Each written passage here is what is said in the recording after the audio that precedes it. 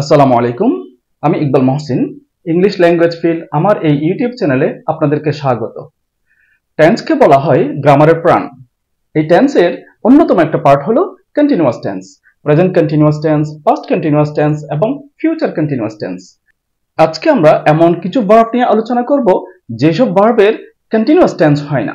ভিডিওটা যদি শেষ পর্যন্ত দেখেন, আমি নিশ্চয়তা দিতে পারি আজকের পর থেকে ওইসব ভার্ব আপনার মুখস্থ করতে হবে না, ইনশাল্লাহ আপনি মনে রাখতে পারবেন খুব সহজেই। চলুন শুরু করি। নাম্বার 1, যেসব ওয়ার্ড মানসিক অবস্থা অথবা স্টেট অফ মাইন্ড প্রকাশ করে কিংবা মানসিক অবস্থা বোঝায় সেই সব ওয়ার্ডের কন্টিনিউয়াস টেন্স হয় না। এগুলোকে ইনডেফিনিট টেন্সের মাধ্যমে প্রকাশ করতে হয়। মানসিক অবস্থা কেমন?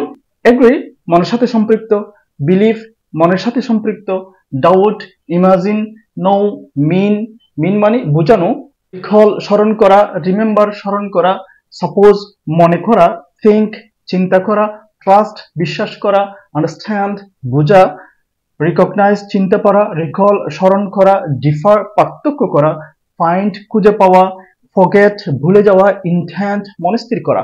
এগুলো সবগুলোই মনের অবস্থা প্রকাশ করে বা মনের সাথে সম্পৃক্ত। এ কারণে এগুলোর কন্টিনিউয়াস টেন্স হয়। যে ধরনের ভার্বের কন্টিনিউয়াস টেন্স হয় না, নাম্বার 2তে বলা আছে যেসব ভার্ব দিয়ে আবেগ ও অনুভূতি প্রকাশ করা হয় সেসব ভার্বের কন্টিনিউয়াস টেন্স হয় না। অর্থাৎ যেসব ভার্ব দিয়ে মনের আবেগ অনুভূতি ইত্যাদি প্রকাশ করে সেসব ভার্বের কন্টিনিউয়াস টেন্স হয় না। প্রেজেন্ট কন্টিনিউয়াসের পরিবর্তে প্রেজেন্ট ইনডেফিনিট, পাস্ট কন্টিনিউয়াসের পরিবর্তে পাস্ট ইনডেফিনিট এবং ফিউচার কন্টিনিউয়াস টেন্সের পরিবর্তে ফিউচার ইনডেফিনিট টেন্স হিসেবে এই ওয়ার্ডগুলোকে বা এই ভার্বগুলোকে ব্যবহার করতে হয়।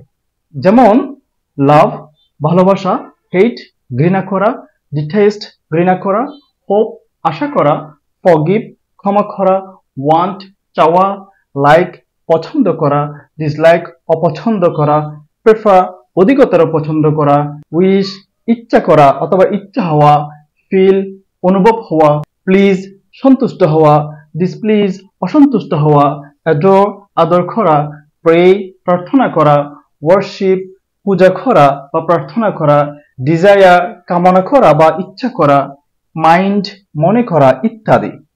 নাম্বার 3, যেসব ভার্বের মাধ্যমে পঞ্চ ইন্দ্রিয় দ্বারা অনুভব করা বোঝায় সেসব ভার্বের কন্টিনিউয়াস হয় না। এগুলোকে ইনডেফিনিটের মাধ্যমে প্রকাশ করতে হয়। পঞ্চ ইন্দ্রিয় মানে কি? পঞ্চ ইন্দ্রিয় মানে শরীরের 5টি অর্গান অথবা 5টি অংশ। কোনগুলো দেখে নিই। চোখ একটা অংশ, কান একটা অংশ, নাক একটা অংশ, জিহ্বা একটা অংশ এবং ত্বক একটা অংশ। এই 5টি অংশকে একসাথে পঞ্চ ইন্দ্রিয় বলে। এই পঞ্চ ইন্দ্রিয় দ্বারা সাধারণ কাজ যেসব ভার্ব দিয়ে প্রকাশ করে সেসব ভার্বের কন্টিনিউয়াস হয় না। সাধারণ কাজ কি? চোখের সাধারণ কাজ হচ্ছে দেখা, যেমন সি, নোটিস, অবজার্ভ। কানের সাধারণ কাজ হলো শোনা, হিয়ার। নাকের সাধারণ কাজ হলো ঘ্রাণ নেওয়া, শ্বাস প্রশ্বাস নেওয়া, স্মেল, ব্রেথ।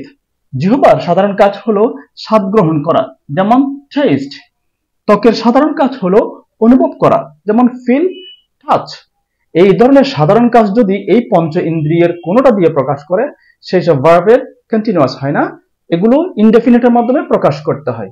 এখানে একটা পয়েন্ট বলে রাখি, এইসব ভার্ব দিয়ে যদি পঞ্চ ইন্দ্রিয়ের সাধারণ কাজ প্রকাশ না করে এইসব ভার্ব যদি অন্য অর্থে ব্যবহার করা হয় তখন সেই সব ক্ষেত্রে এইসব ভার্বের কন্টিনিউয়াস হয়। এখানে একটা পয়েন্ট বলে রাখি, খুব ইম্পর্টেন্ট বিষয়টা।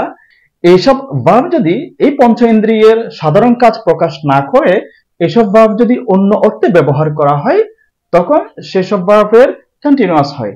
যেমন সি হচ্ছে দেখা, এটা দিয়ে যদি পঞ্চ ইন্দ্রিয়ের সাধারণ কাজ প্রকাশ করা হয়, দেখা অর্থে ব্যবহার করা হয়, তাহলে সি এর কন্টিনিউয়াস টেন্স হয় না। যেমন I am seeing a bird, এরকম হবে না, হবে আই সি আ বার্ড।